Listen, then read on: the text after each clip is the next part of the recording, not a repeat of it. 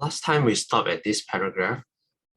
The view of self is further attenuated by examining the factors of existence, not analytically, but in terms of their relational structure. Every component that we can think of is not a self-sufficient identity, not a self-sufficient mode of being. All conditioned phenomena exist relationally, contingent and dependent on other things. Take, for example, our hair. Yeah? Is our hair exist independently? Without our head, without the scalp, our hair would not be able to grow. So our hair depends on our scalp being exists. So there's a relational there. Yeah? The hair is not independent. The scalp in turn depends on having a skull. Yeah? Without a skull, a skeleton to support, then your skin will not be able to stand by itself. Yeah? And so on and so on. You can always analyze the components dependent on many other conditions.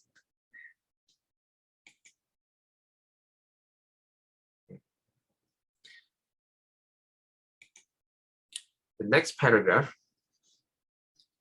the above two steps, the factorial analysis and the discernment of relations help cut away the intellectual adherence to the idea of self.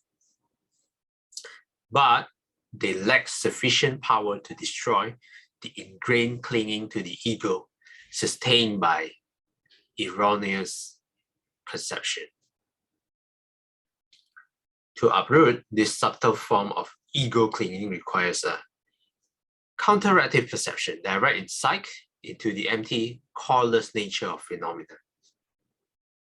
Such an insight is generated by contemplating the factors of existence in terms of the three universal marks: impermanence, anicca, unsatisfactoriness, dukkha, and the last one, selflessness, anatta. Generally, the first of the three marks to be discerned is impermanence, which at the level of insight does not mean merely everything eventually comes to an end. Yeah? Merely that everything eventually comes to an end. At this level, it means something deeper and more pervasive. Namely, that conditioned phenomena are in constant process.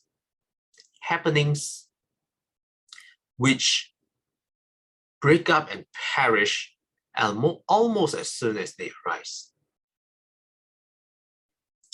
The stable objects appearing to the senses reveal themselves to be strings of momentary formations, sankhara.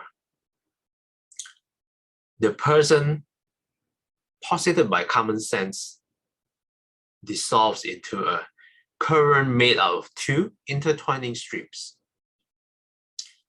The first one, a stream of material events. The second one, the aggregate of, this is still the first one. The aggregate of material form. And the second one, a stream of mental events. The other four aggregates. Feeling, perception, volitional formations, and consciousness, the other four aggregates. Okay, let's take a look.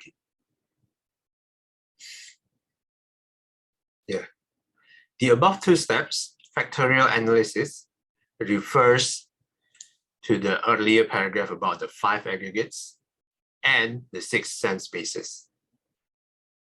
How they arise, contemplate how they arise, and how they pass away. The second step, the discernment of relations, is to take a look at the component with regards to relations with other components, yeah? Relational structure. That nothing condition is existing independently. If we can make sense of the above two steps, then it will already help cut away the intellectual adherence to the idea of self. Yeah? If this makes sense to you, you will know, at least at the level of intellectually, that there is not a core of self that you can cling on to. But there's still a gap between our intellectual knowledge and what we realize for ourselves. Here it describes, they lack sufficient power to destroy the ingrained clinging to the ego. Yeah? It's so deeply ingrained, yeah? Sustained by erroneous perception.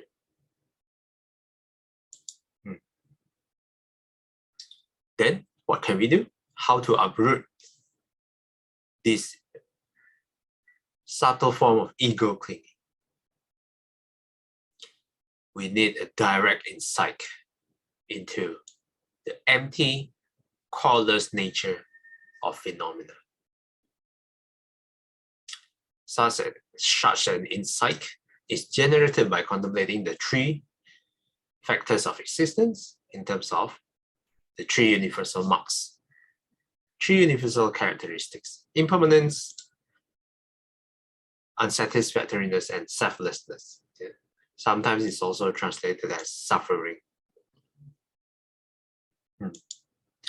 We start with the first one, impermanence. At the level of insight, yeah, it's not just that everything eventually comes to an end. Yeah. This one generally, I think people know. Yeah, that anything that you can think of eventually comes to an end.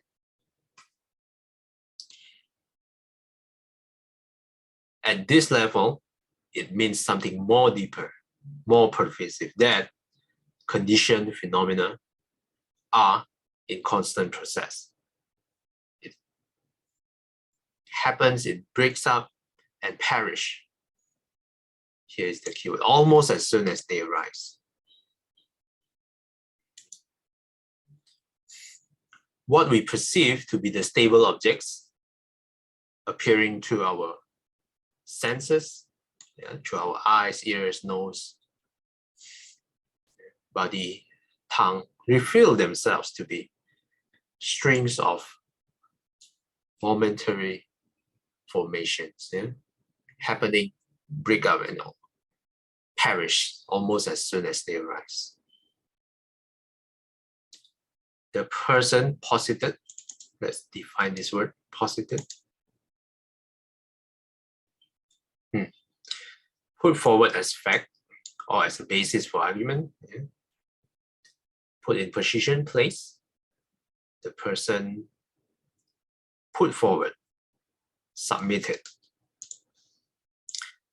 By common sense, dissolves into a current made out of two intertwining streams. First one, stream of material events, whatever our material form is, our body. And the second one, stream of mental events, which consists of all the other four aggregates.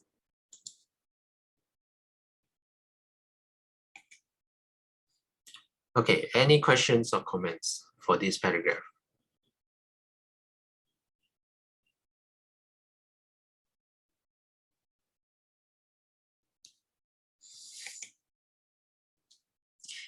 If not, let's continue reading.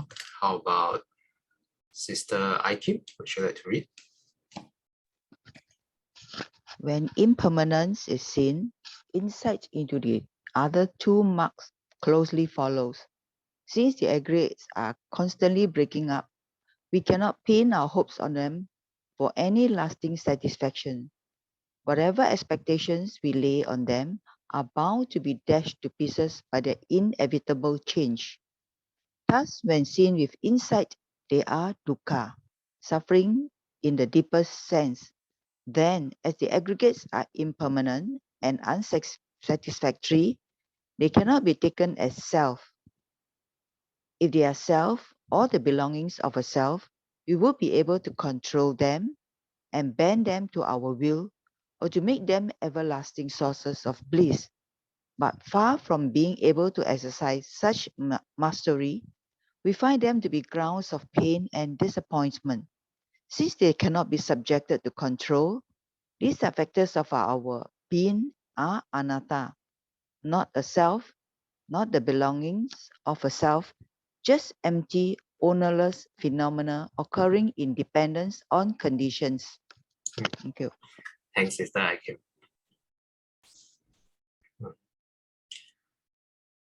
Initially, we start with impermanence. Now, the other two marks closely follows. Since the aggregates are constantly breaking up, we cannot pin our hopes on them for any lasting satisfaction. Whatever expectations we lay on them are bound to be dashed to pieces by the inevitable change. Yeah, any example you can think of for this?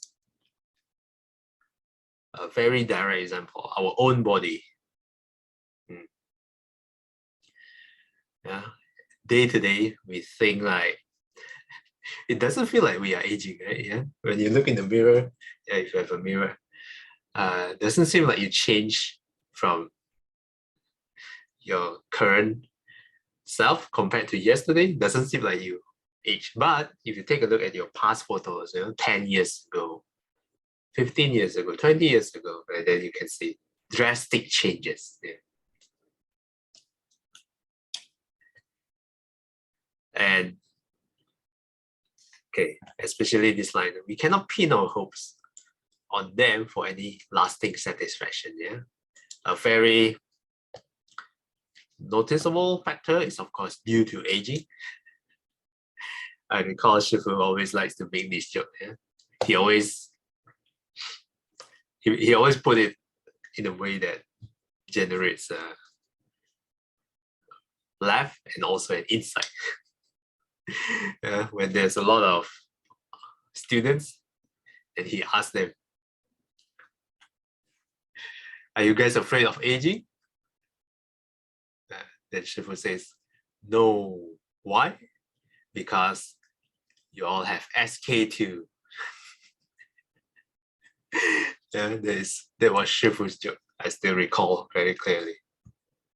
But he added on that the fact that some of you use SK2 actually even shows that aging exists, even more deeply. Why?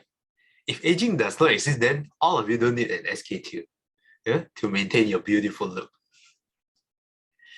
Yeah, so that was an interesting point. Which reminds me, I think one of my friends just bought something called Miracle Water from SK2. When I checked the price, I was surprised.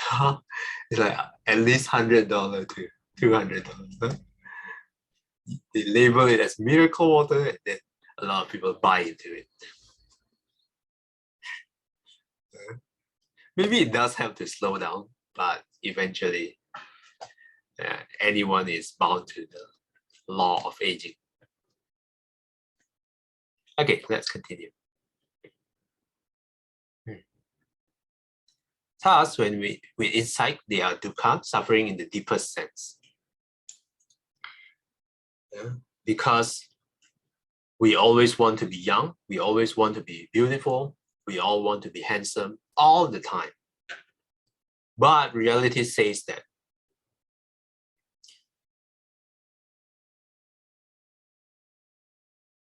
our expectations we lay on something that will inevitably change our expectations are bound to be dashed to pieces.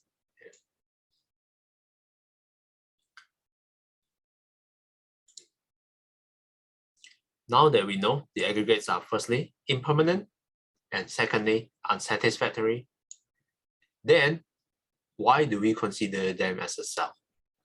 They cannot be taken as a self, because if they were self or the belongings of a self, we would be able to control them and bend them to our will,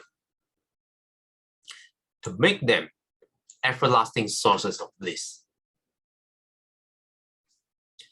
Yeah. Tomorrow, I want my hair to grow 10 centimeters so I can style it. I don't want to wear specs, it looks so nerdy to me. I want my vision to be perfect, 2020. Yeah, tomorrow, I don't need to wear specs.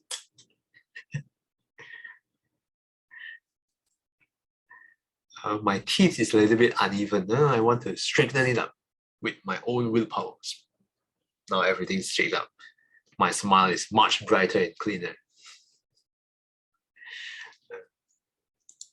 Of course, in a worldly way, we still do try to, solve this kind of thing with braces. Yeah.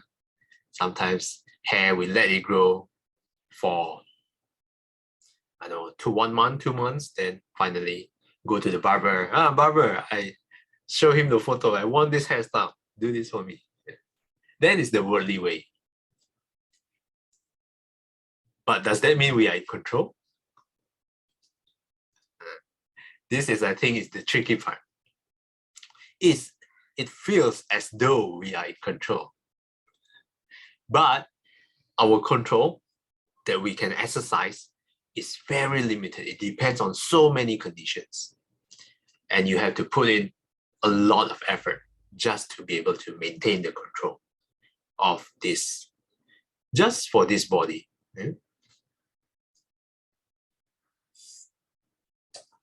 Yeah, this is the question I raised to Shifu as well. Do we really have, I thought we have control, but then Shifu gave me answer that yes, we have control, but conditional and very limited. Yeah.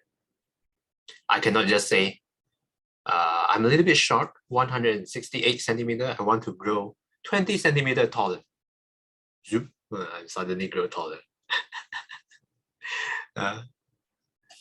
Doesn't really work. So that is what it means by this line. Far from being able to exercise such mastery, being able to control and bend them to our will, making them everlasting sources of bliss, far from it. We find them to be grounds of pain and disappointment. When we wake up with some bodily pain, why do I have this kind of pain? Why is my body so weak? Why am I sleepy all the time? Yeah, this body is just always sources of pain and disappointment. Since they cannot be subjected to control, these very factors of our being are anatta, not a self, not the belongings of a self. In the sutta, it says, not worthy, not fit to be considered self. Just empty, ownerless phenomena occurring in dependence on conditions. Why is it not worthy of self? Because it is so extremely unreliable. And they are all grounds of pain and disappointment. If this is a ground of suffering, then why would we consider this to be a self? Some of you that have joined Heart Sutra, this one is explored much more deeply with exercises from Shifu, with emptiness and the exercise of who are you.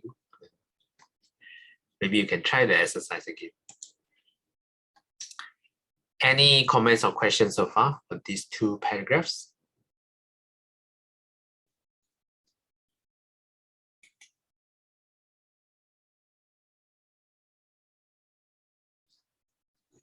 Just on the, perhaps on an element of control, really have no control because New Year is coming near, so I had to go and cut hair.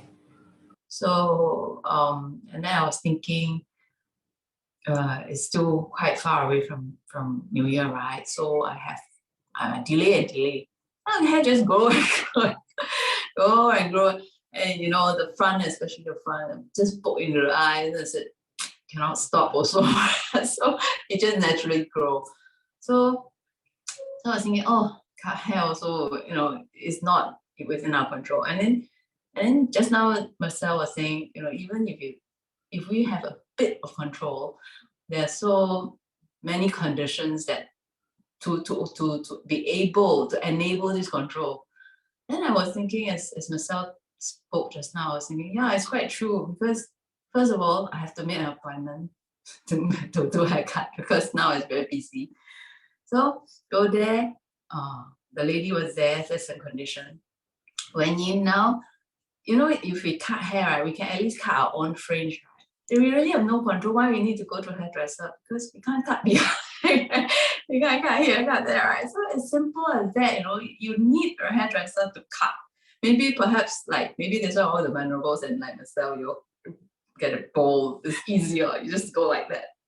Not everybody can do this. So I was just thinking, then to think that cutting hair can be so easy for the hairdresser, and now we have mask, right? So at one point I have to, she has to keep taking out the mask, so I have to let her, you know, take out and just hide this part and so she can cut. So yeah, as I read this paragraph, I just had my haircut yesterday. I was relating this. I think, yeah, it's true. I mean, our life is so out of our control, and we still enjoy, you know, we still go and take it easy and think that things are actually very natural, but actually it's not. There's really a lot of conditions that that make our life as it is now. So yeah, so as I read this paragraph related to the haircut thing, it's quite funny. That's for sharing. Yeah. Very good. Thanks a lot for sharing, Billy. Very relatable. Just as simple as cutting hairs. Yeah? And you know, even just at this length, my hair, I already felt so uncomfortable.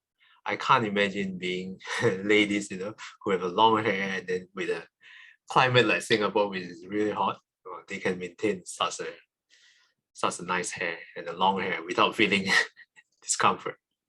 So extra sadhus to the ladies. Yeah, very good example. Thanks a lot for sharing, Billy.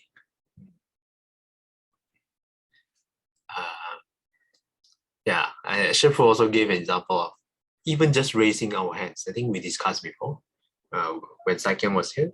A lot of conditions involved. You know, you need firstly, of course, you need a hand. One condition. Absolute requirements. Without a hand, you cannot raise up your hand. You need a lot of nerves, and then you need like your brain to control the hand, you know, to send the signals to the hand. Yeah, some kind of a little bit of willpower. And then without the energy, if you don't eat enough food, you fall sick. If you're bedridden, then maybe you don't have enough energy to raise your hands. Yeah. Just something as simple as raising your hands requires many conditions. When you have a frozen shoulder, Oh, you just the hand doesn't move. If you move, it's like something stop you, and it's so painful. So yeah, that is just so simple. I mean, I think only people with maybe a lot of stiffness or you know, problem with the shoulder, we don't move, right?